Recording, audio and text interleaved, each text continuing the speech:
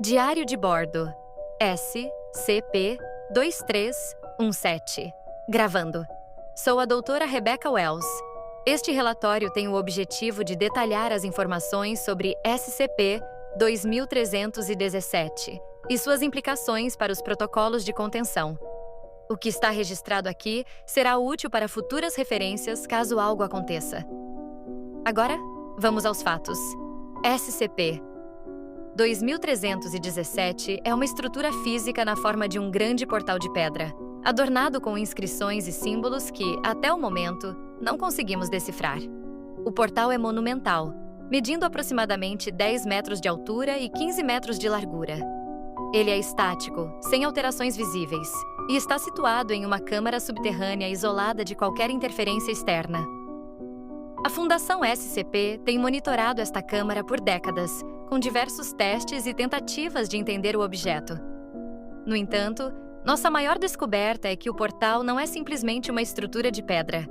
Ele é, na verdade, um selo que impede a saída de uma entidade conhecida como Devorador de Mundos. A primeira coisa que precisa ser compreendida sobre SCP-2317 é que a entidade, que está contida atrás deste selo, possui o potencial de destruir não apenas a nossa realidade, mas a totalidade das dimensões que conhecemos. Ela está em uma espécie de hibernação, ou prisão, mantida pela estrutura do portal e por um conjunto de rituais que são realizados com precisão para manter o selo intacto.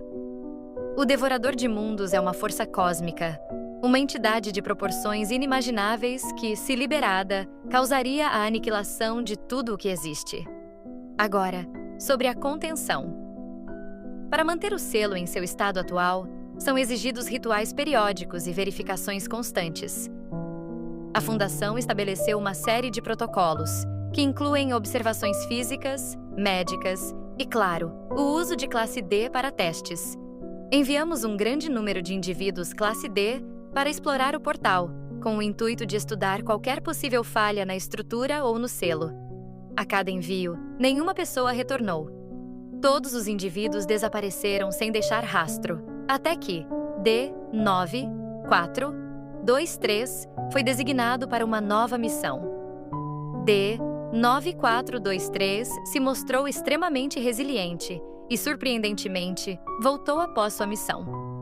Eu, pessoalmente, não esperava que ele retornasse. Sua resistência, tanto física quanto psicológica, é impressionante. Ele é o mais resiliente dos classe D que já vi.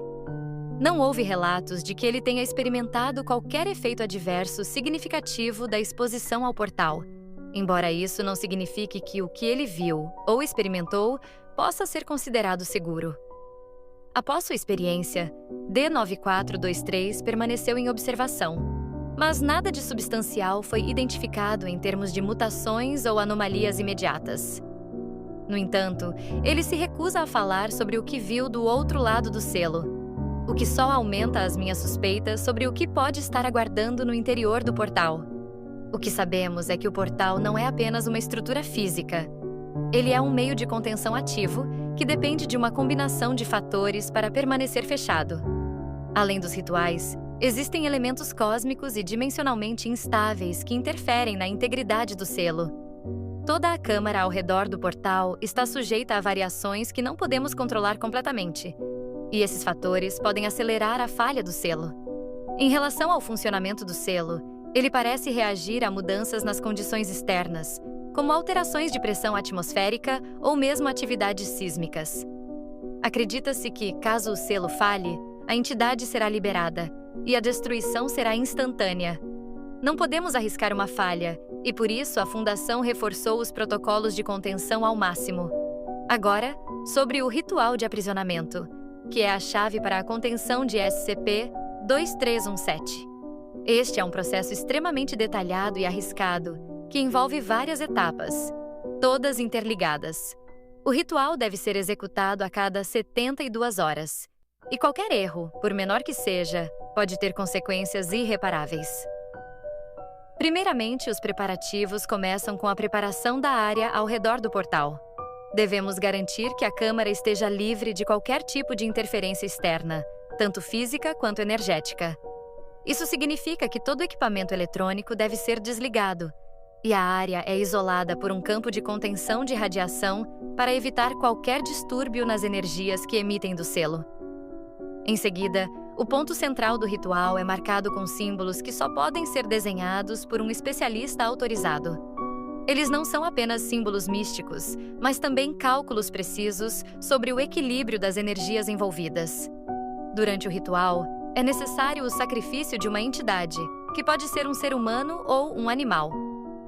Devido à natureza da nossa pesquisa e da nossa ética, utilizamos seres classe D para esse propósito. Eles são escolhidos aleatoriamente, sem qualquer preparação, e devem ser posicionados exatamente no ponto central da câmara. Isso deve ser feito enquanto o ritual é recitado em um idioma desconhecido. Acredita-se que esse idioma seja uma chave para manter o selo fechado, mas até hoje ninguém conseguiu decifrá-lo por completo. Quando o sacrifício é feito e o ritual é recitado corretamente, uma onda de energia percorre a sala e o selo se fecha temporariamente, selando o devorador de mundos por mais um ciclo. Este processo deve ser repetido continuamente, sem interrupção, para garantir que o portal não seja aberto. E como se isso não fosse o suficiente, a câmara ao redor do portal deve ser monitorada constantemente. Os níveis de pressão, temperatura e radiação precisam ser mantidos dentro de parâmetros específicos. Se qualquer um desses fatores mudar, o ritual deve ser repetido imediatamente. A Fundação implantou sensores para medir essas condições, mas no fim, sabemos que a única coisa que realmente mantém o selo fechado são esses rituais. O problema é que, cada vez que realizamos esse processo, o risco de falha aumenta. Não temos ideia de por quanto tempo conseguiremos manter a integridade do selo. Quanto a D 9423, ele continua sob observação, e sua resistência será analisada em futuras missões.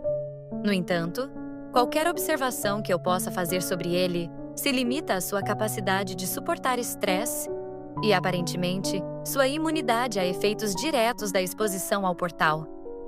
Não é mais do que isso. Mas, se for possível, ele será útil para futuras tentativas de compreensão mais profunda dos mecanismos que regem SCP-2317. Por fim, a missão permanece clara: manter o selo intacto e garantir que a entidade devorador de mundos não seja liberada. Toda a nossa pesquisa, todos os nossos esforços estão voltados para isso. Sabemos que o risco é extremo e que o tempo está se esgotando. A única coisa que podemos fazer agora é garantir que as falhas no sistema não aconteçam. Fim do registro.